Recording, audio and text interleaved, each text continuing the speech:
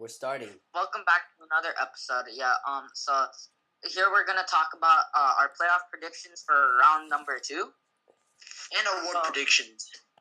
Yeah. So first off, we should talk about the Jazz and the Houston Rockets.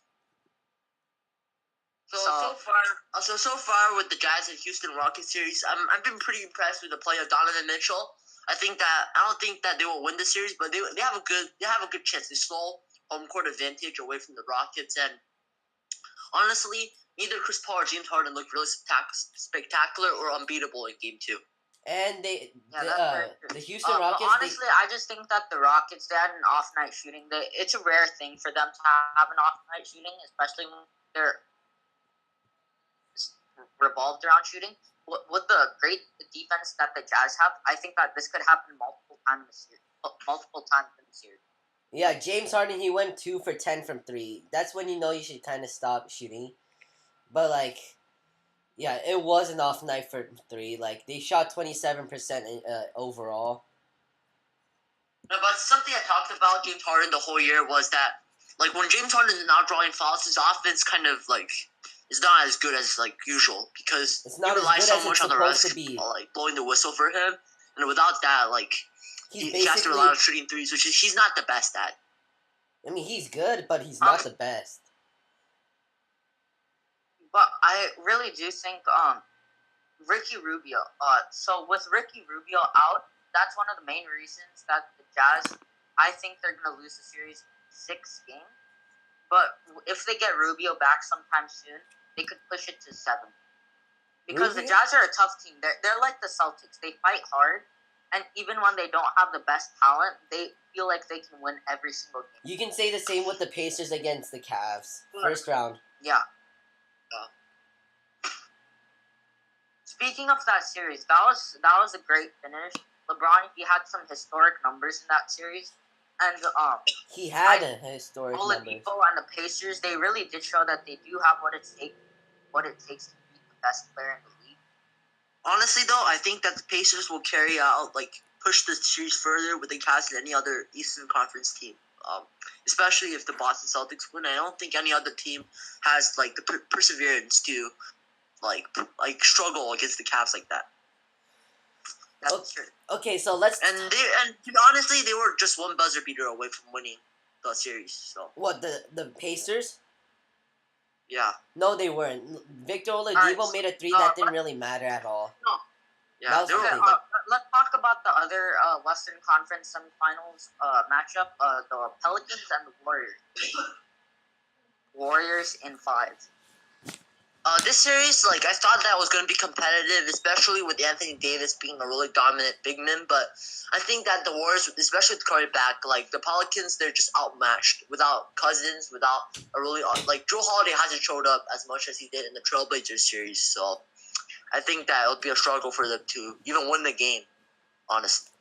Hey, what Rondo is still there. Something happened to Draymond Green. He kind of turned back the clock to it last year with his Defensive Player of the Year run, and he played very good defense on Anthony Davis.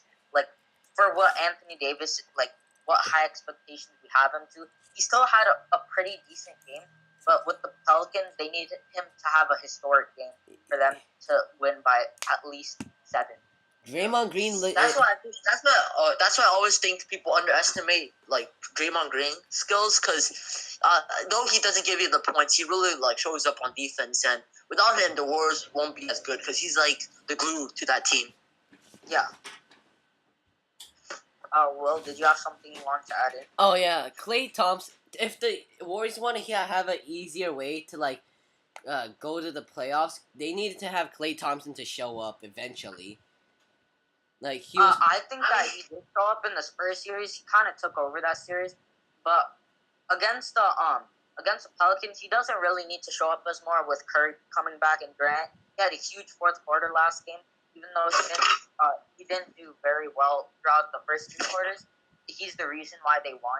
And then Curry, he had 28 or something like that number of points, and he was really the spark plug that the Warriors really needed to win. So let's talk about the next series was the Cavs and Raptors. LeBron versus the Toronto This series, Raptors. I think it's a wrap. LeBron James just proves his greatness once again. Scoring 40 something points today. I don't remember the specific stats, but 43 I points, think 8 that the Raptors, rebounds, like, 14 assists. no matter how hard they try, they just can't beat LeBron James. And Yeah. what I don't understand with the Raptors, in the third quarter, they just let him dominate. They put one-on-one. And you have to also remember, Dwayne Casey put CJ Miles on Kevin Love. Like, that's just not going to work out. Yeah, that's not good. Oh, also for Kevin Love, the He had a Raptors, great today. He had a great game today. Back to the basket wise, even 3-point shooting wise, he knocked down what he needed to, and he scored 30 plus points. And that's what LeBron needed him to do in order for them to basically blow the Raptors out of the water. oh, okay. But, like, 10 times out of 10, CJ Miles, like, will be destroyed by Kevin Love. Like, you have to remember, Kevin Love was he was capable of a 30-30 game in Minnesota. Like, Kevin Love is a really skillful player. He hasn't shown that he's the best player on the Cavs, but, when the Cavs need him, he really shows up. This was probably a wake-up call for the entire playoffs for him. Like, he hasn't been, he didn't get as good looks, and if he did, he just, like, he blew them. Like, in the interview, he said they were, like, good looks that he just blew himself. You can't forget about the impact that Tristan Thompson had in a couple of games, where he And got a J.R. double Smith had another solid 15 points today. I think that with all the Cavs players shooting into rhythm, they have a really good chance going into the next series. Like, if the Cavs, every player on their team shoots really good from the 3-point line, they're a really dangerous team. I don't think this could necessarily be a sweep per se. I think it's going to be like the Celtics versus the Cavs last year, where the Celtics barely notched one game off the Cavs off of a like really close game. And didn't the Cavs sweep the Raptors last year? They did, right? Yeah. Yeah. They did, right? Yeah. Okay, yeah, you can OG Anunoby, right? Yeah. If you actually seen him, he's been playing good defense on LeBron, right? Yeah. But like Anunoby was one of my picks to be in a all rookie team this year. He's a very talented player, and yeah. Yeah. No, yeah, he's a good part of the Raptors, his but defense against LeBron, he's just getting schooled because he's a rookie. What I think is that they need to force the Raptors. They need to force the Cavs role players to step up. They can't just let LeBron walk into the one-on-one defense and let the Cavs play 5-out. They have to clog the paint. They have to play zone. They have to be willing to put their body on the line. They're playing soft. They're not playing like they really wanted. They were playing lackadaisical out there, and I don't think that's just going to cut it.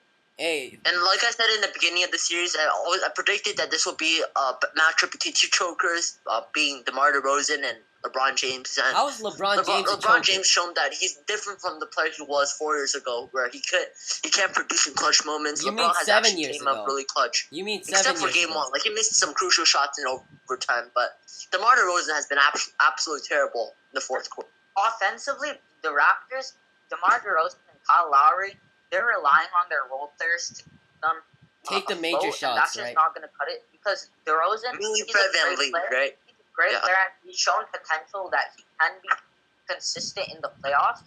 It's just that he's not taking the shots necessary. He's not, like, in game 1, they could have easily won that game, but he kicked it out to Fred VanVleet.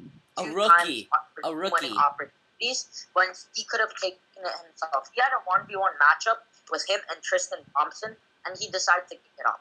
He needs to take advantage of how good his mid-range team is and how unstoppable he is at the rim. Okay, we can't forget about Kyle Lowry's meltdown in the second quarter, which he only had 3 points in the second half. DeMar DeRozan wasn't even was the same. He barely had like 4 points in the second half. So like, they need to step it up after the first half, cause like, they needed to win. They're gonna get blown out. They were leading by 2 at the beginning of the half, but then it felt like the Cavs were winning by 10 because LeBron was that good, like, in the whole game. So, especially in the third quarter, he just took over in that quarter. Yeah, but even with the Raptors up, we all knew LeBron and the Cavs were coming back because. Like the Raptors, they didn't play hard enough. Like they didn't want much. They didn't want it more than the Cavs. That's the thing. what I think is that key factor if the Raptors actually want to have a chance in this series is that they need Jonas Valanciunas to outplay and out rebound Kevin Love and Tristan Thompson, because who's their power forward right now? Well, whoever it is. Serge Ibaka, he's been absolutely terrible. He's been garbage. But hypothetically, if the Raptors don't do well this year, it's a time for them to blow this team up because they lost to the Cavs multiple times now. They just seem to not be able to produce in the playoffs. Do you think that it's time to trade DeRozan, trade Lowry, not re-sign Valanciunas, trade Ibaka, Valanciunas, yeah, and then just build around Anunoby and the younger players? Look at what the Pacers did. They get wrecked by the Cavs every year they face each other. And they look like they're in a good path. Rebuilding mode. Yeah, they're in a good path of Kind of rebuilding. reminds me of LeBron. Like, he didn't have enough help around him. The only difference between this and LeBron's situation a couple years ago is that LeBron didn't have any help around him, so he left to Miami to actually win because he wasn't winning in Cleveland, and the GM didn't support him at all. And that's the Raptors, their GM supporting them. It's just seeming like they can't get past the one team that if they get past, they'll finally have a chance to win it all. But you also have to consider that Lowry's aging. DeRozan is not he's in his prime, but you don't want to waste his years in the prime. So maybe trade him for a really high lottery pick, and that's a better way than what they're doing right now. What he's playing in the playoffs, he ain't a superstar. I think DeRozan's a really good secondary player, but as the best player, he has shown that he can't prove himself in the playoffs. I would say he should be not necessarily a second player, but tied as the first player on the team. Sort of like a Jimmy Butler, right? That's what you mean, Jimmy Butler with the Timberwolves. Yeah. He needs someone just to back him up because Kyle Lowry, he really isn't that anymore. He's not producing what he once was back a couple years ago when he was a really he made himself an all-star starter. Yeah. But you also know Raptors fans such as Drake, they really want the Raptors to win, and when they're not winning, they have to have a reset. Sort of like Knicks fans, they really want the Raptors to do well, and maybe with this team they can't succeed. I don't know. Yeah. So let's talk about the other series. The Celtics. The Sixers and Celtics. Yeah. Okay. So there's Brad a lot Stevens, of Coach of the Year. But first and foremost, we should talk about game by game. So in game one, I really do think that the Celtics, they just wanted it more. At the end of the game, when the game's on the line, the Celtics just play their heart out. Rozier, Al Horford, Marcus Morris, Jaren Baines. Didn't play, I think, or something like that. Jason Tatum, he's shown that he can provide in every way possible as a rookie. 4 straight 20-point games. Hey, you also have to have the factor of Marcus Smart coming back with his defense. Although he might be yeah, he's really been harassing the Sixers. I mean, he also has been harassing. They really can't get that open. He harasses the offense in both ways, in both teams. He harasses the Celtics because of his 25% shooting, but he also has his defense, so it doesn't really matter. But his impact is that of, the person that just keeps the team together. Terry Rozier. He's that Draymond Green type player. Terry Rozier. He's the guy who become a point guard. I don't know. But do you guys agree this is one of the better series in the second round? Because I feel like this series, even though it was the game was pretty lopsided, this is a really entertaining series. A lot of entertaining young players such as Ben Simmons, Jaylen Brown, and I think that all of these players have something to prove. They've never been to playoffs. It's something new to them, and with players injured on their teams, I like how they have a different player showing up each game, whether it was against the Bucks for the Celtics or the Heat for the 76ers. Which actually takes me to game 2, where you're talking about the young players stepping up and stuff like that. Ben Simmons, he didn't show up at all. He had 1 point, and that was off free throw probably. He went 0 for 4 from the field. He only took 4 shots, and he missed every single one. Yeah, but mainly on the Celtics side though. This is a really entertaining series But just to he's see relying how these players will play. he's relying on JJ Redick to like really Yeah. team offensively.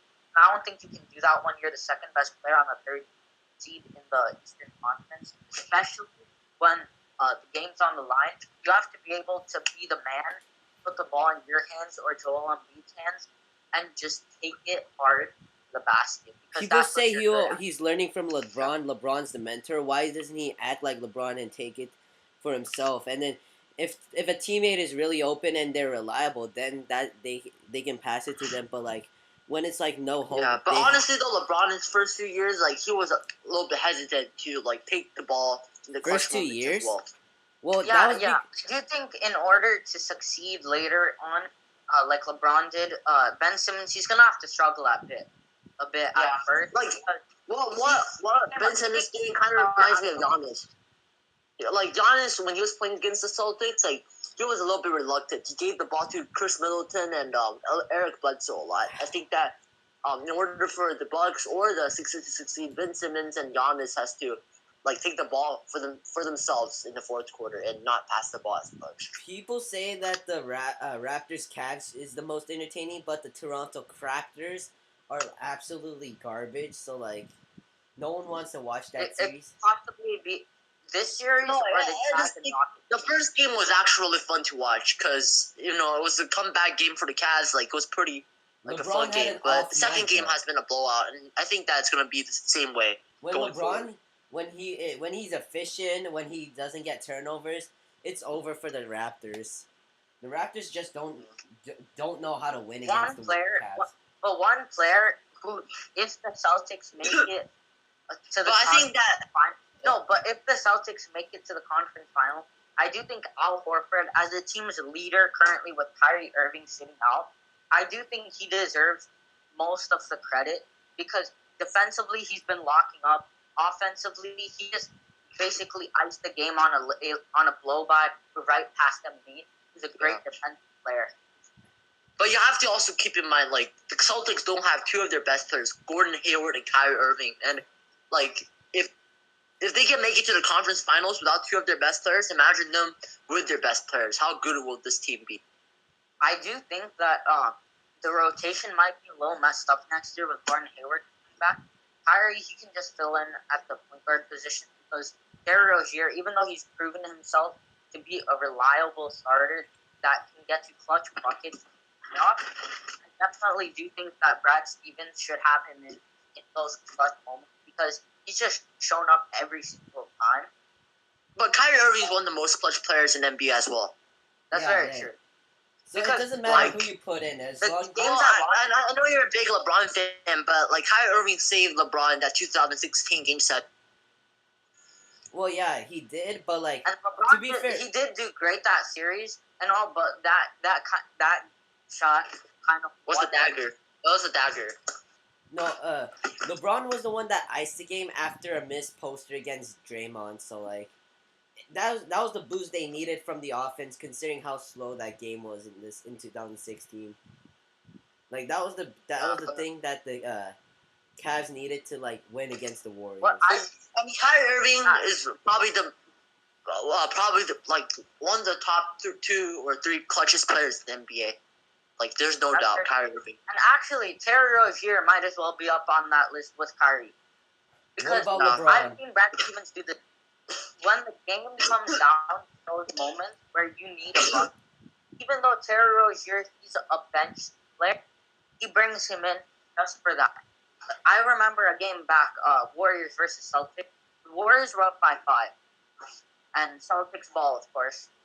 Terry Rozier immediately comes to the They went on to lose the game, but Terry Rozier, he definitely... My favorite thing about Terry Rozier is that he's not afraid of big moments. Like, he's willing to take the shot. And whether it goes in or goes, like, misses, like, he has extreme confidence in himself. He handles it like he's he has done this before. Like but with Marcus Smart being a free agent, should they just let Marcus Smart walk and just play Terry Rozier as the backup point guard, like, consistently? I think that Marcus Smart, his defensive prowess could possibly be enough to slide him in the backup shooting guard position. Because Terry Rozier, he's a great all-around player. Who's their starting shooting guard if everybody's healthy?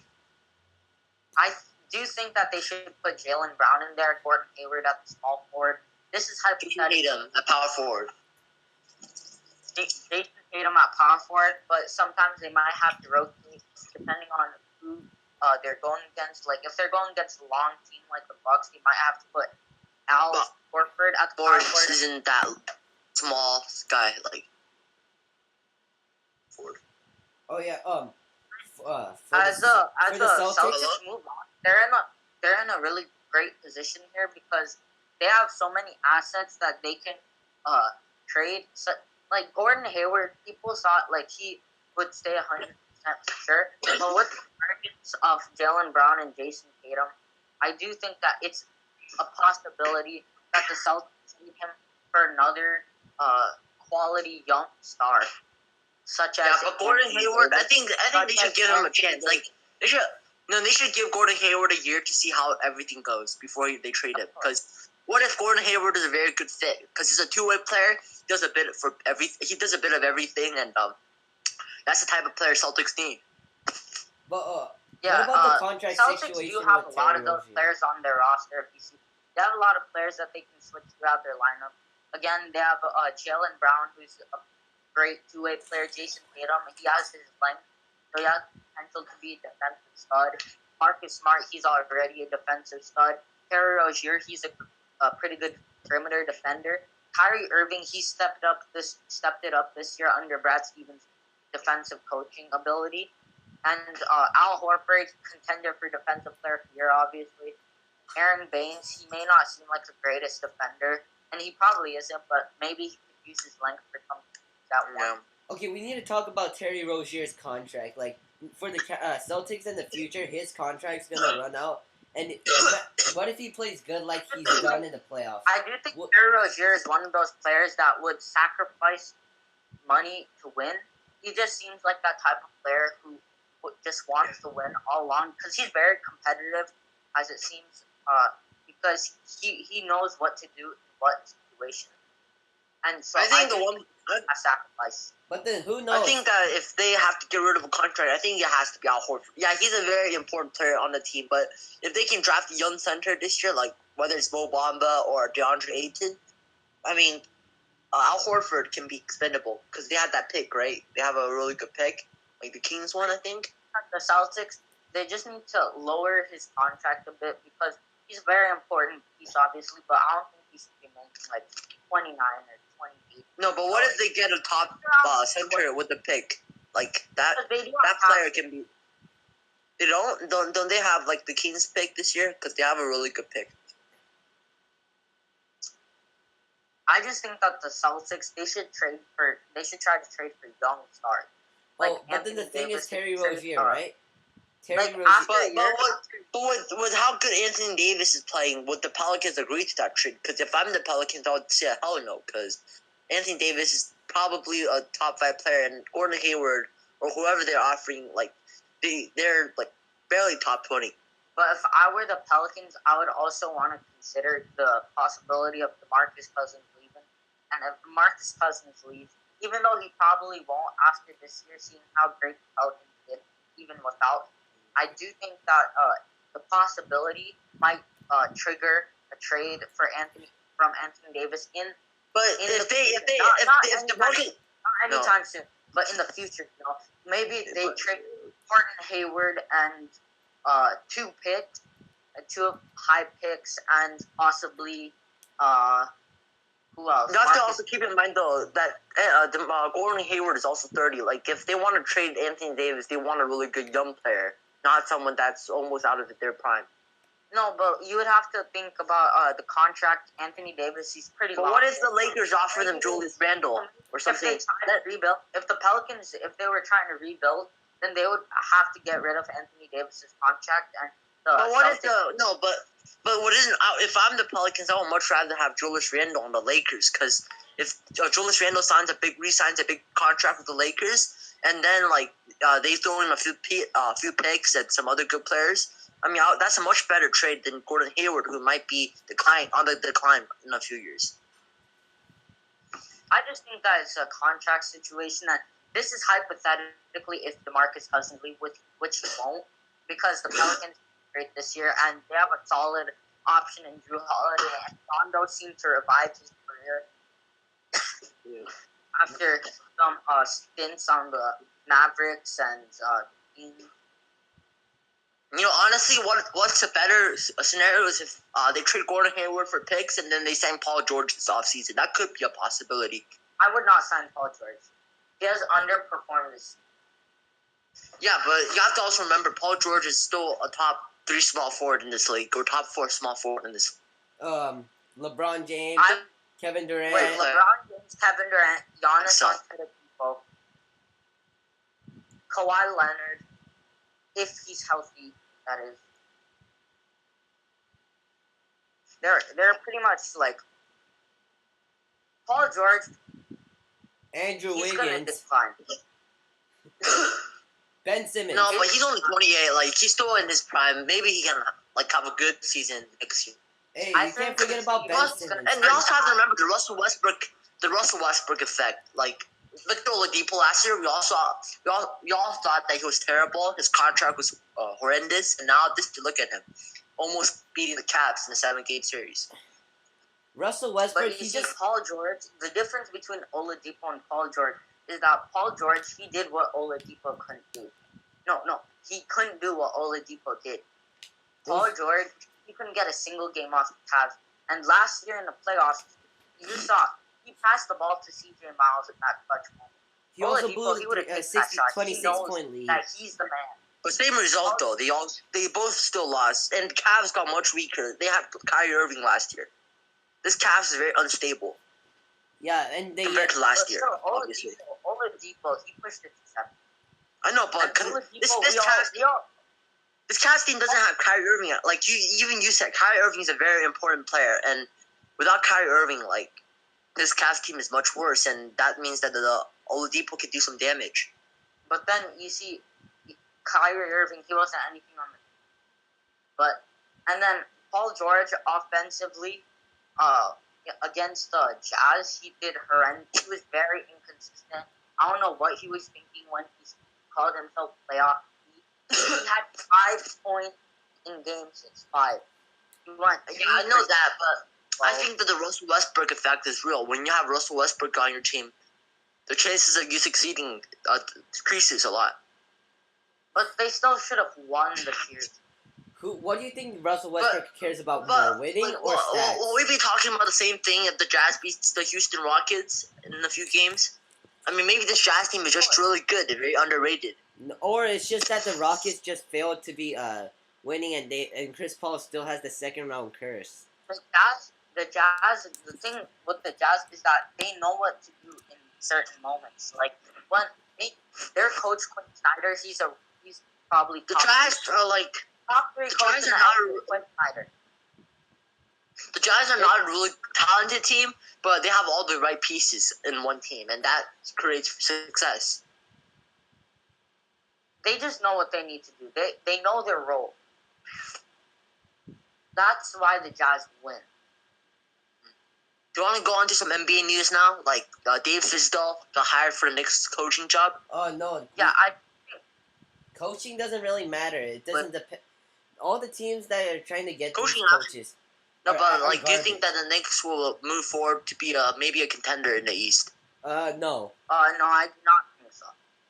Kristaps. Just to put it simply, Porzingis, I know the Knicks love him, but they need to tank for a few more years in order to hit on the right draft picks. Frank Ntilikina, his future is possible that it could be good because I could see him being a Tony Parker with height. Defense. Remember that, because Tony Parker's defense is pretty ass. That's very true. And Frank Ntilikina, he has shown some potential, and he's a great playmaker, of course. He's fine with passing the ball to Porzingis and getting out of the way, which is what Porzingis really needs. He needs the team around him. And Frank Ntilikina, he could average 16 points and 10 assists. And he's going to be a very solid player if he does what he needs to do. And then because they hired Dave Tisdale, I really don't know what it was. The Grizzlies, am I correct? That fired him. Yeah, of course. I really don't know what they were thinking. They did. No, I think the Grizzlies are just trying to tank everything. They want to have the worst players on the court as possible, the worst coach on there as possible, and then you got rid of everything. But what I do think, because the Grizzlies, yeah, of course they want to tank, but they aren't tanking. They still have Marcus All. They still have injured Mike Conley. They still have those. I think they really want to tank, but Marcus All, Mike Conley's contract prevents them from tanking because those contracts are really bad for what they are. How come Yeah, I'm just wondering when they're thinking that they should actually start the rebuild, because they said that they were tanking, and then they signed Chandler Parsons to a $28 million contract. Exactly, you can't do that type of stuff. When you're tanking, you need to free up as much cap space as possible, like the Celtics did. The Celtics did the perfect rebuild, 2 years, and they hopped right back into the playoff with a lot of cap space, a lot of talent, a lot of assets. And so Dave Fizdale going to the Knicks, I do think that the Knicks, they could possibly be like 10 seed or 9 seed, because the Pistons, they're just a disappointment all around. Their spacing is terrible.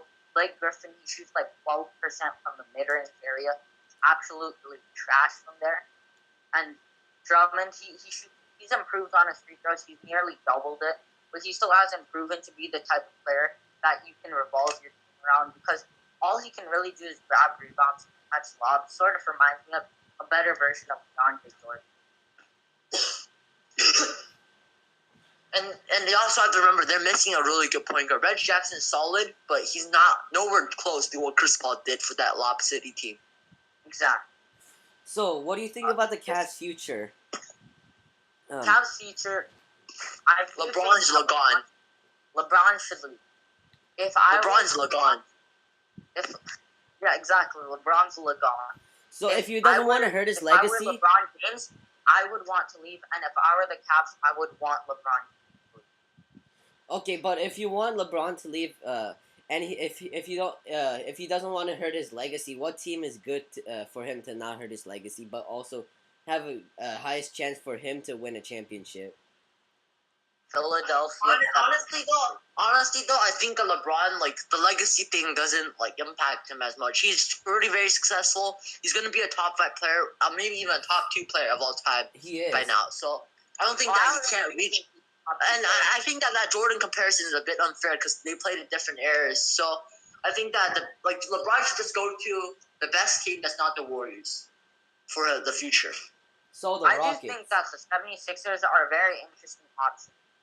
But the Sixers are very interesting. That could stunt the development of Ben Simmons. And they still have the same shooters. LeBron has proven that he has the range.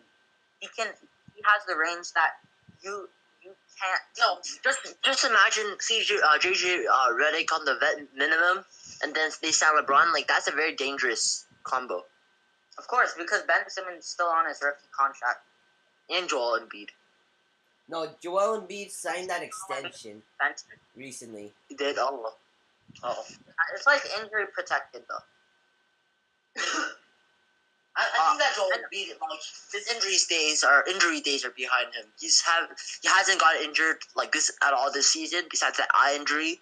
And I think that with that good luck, I think that maybe Joel Embiid can stay healthy for a while. And for the Cavs, Seti, he's been a very solid rookie from what I've seen. He's a hustle player. He's a very solid role player. LeBron, he's very happy with Seti. The rookie has proven himself as much as he needs. He's been one of those reliable players that can, when he's at the right place at the right time. And also, if LeBron leaves, trade Kevin Love and Tristan Thompson. 2 horrible contracts. It's not horrible for Kevin Love, but horrible contract for Tristan Thompson, and Floman is keeping up with the Kardashians elsewhere. That Brooklyn pick is a top 5 or 6 pick. People say it's the 8th pick though, 8th or 7th. No, but do you think it'll be smart to trade that pick and Tristan Thompson down to clear salary cap? I mean, it's Depends not like on they're. what Like offers trade down they get. 10 and then If they get a rebounding center, I can't think of any off the top of my DeAndre head right now. Ayton, Mo Bamba, Kevin Knox. Actually, if you think about it, the Raptors might do that trade just for one reason. If Jonas Valanciunas goes to the Cavs, because if the Raptors are focused on this rebuild after this year, after they get after they get gentlemen swept by the Cavs, then they would be smart. They would get that Brooklyn pick from the Cavs. They would take on that horrible contract in Tristan Thompson, and then they would take a star to build around it. But also something I just thought of, with all of these storylines happening in the NBA, wouldn't it be kind of like funny that Trae Young goes to the Cavs after LeBron leaves? That won't happen. That'd actually be very funny. Trae Young, That'd be very funny. He's gonna be picked Like higher. that's two of the most hyped players in their era, like Trae Young and LeBron James, and then ESPN. They still cover the Cavs. Trae Young, I don't think he's the most hyped. NBA It's news LeBron, and then there was Ben Simmons, and then Ben Simmons and Lonzo Ball. They're like, they were hyped up too. Another low key move I saw that the Phoenix Suns did. They signed a new head coach, some foreign guy. Yeah, it's an assistant coach of the Nuggets, I think. No, I'm pretty sure. Jazz. Yeah, he was an assistant coach of the championship Pistons in 2004. He's actually the only foreign coach born outside of America. David Blatt, he was born in Detroit, I believe. So Doesn't the Spurs have a few assistant coaches from international assistant coaches? I feel like the Spurs they have a this few. guy's the first head coach international. Oh. What do you think about who is it? That's a low key move because I saw this guy. He in the Euro, he won multiple championships, and I do think that if Devin Booker he gets the right team around him and the right coach, he really just needs that type of system around him where he just needs role players because he can do the scoring load on his own. He's going to be a James Harden type player, James Harden, Kobe Bryant type. And if he just gets those solid role players and possibly one other all-star that's like Al Gasol, a solid passing big man that has a nice touch, then I do think that the Phoenix Suns will have a bright future. Like Marquise Chris, he's not amazing per se, but he's very solid young piece. And Tyler Eulis, even though he may not seem like nothing much because he's 5'9", I have seen some comparisons to an Isaiah Thomas that was on the Phoenix Suns, possibly could average 15 points a game. And because his range is very underrated, and he's not an amazing three-point shooter, but he's a very solid one that can hit it when given the opportunity. What do you think about Ty Lue's job You have right to also now? remember the last episode we were talking about how Devin Booker said that he might want to leave. So yeah, of course, but that's still a possibility. The Suns are trying. And also you have to also remember that the Suns are really bad at drafting. Dragon Bender, Marquise Chris, that's Marquise pretty Chris bad. wasn't bad. Solid. Dragon Bender possibly a bust. What do you think about Ty Lue's job as a coach right now? Because I feel like he's made some good adjustments against the Raptors. Who? Ty Lue. That's true. Can we stop talking about the Cavs now? We talked about the Cavs a lot. I mean, that's how we get clout off of talking about NBA. You just need to talk about the Cavs or LeBron. I'm not wrong. Let's move to a different subject. Hey, we need to talk about Ty Lue then. Okay, how about that? Okay, fine. Ty Lue. This is probably going to be the last subject before we have to go, so might as well make it brief. Briefly, Ty Lue, he's been trying to make those adjustments that can win basketball games, starting Kyle Korver against the Pacers was genius because they didn't know how to adjust because LeBron in the paint they would double team him every time, but then he had Kyle Korver to kick. He got off to a hot start, and he knew Ty Lue. I think he's starting to pick it up. He's starting to know what he needs to do. He's and starting more. to adjust quicker and quicker than he usually did with like 40 games until he finally made an adjustment. Starting J.R. Smith and Corver actually helped. It benefited J.R. and Corver, like and LeBron James, like shooting wise.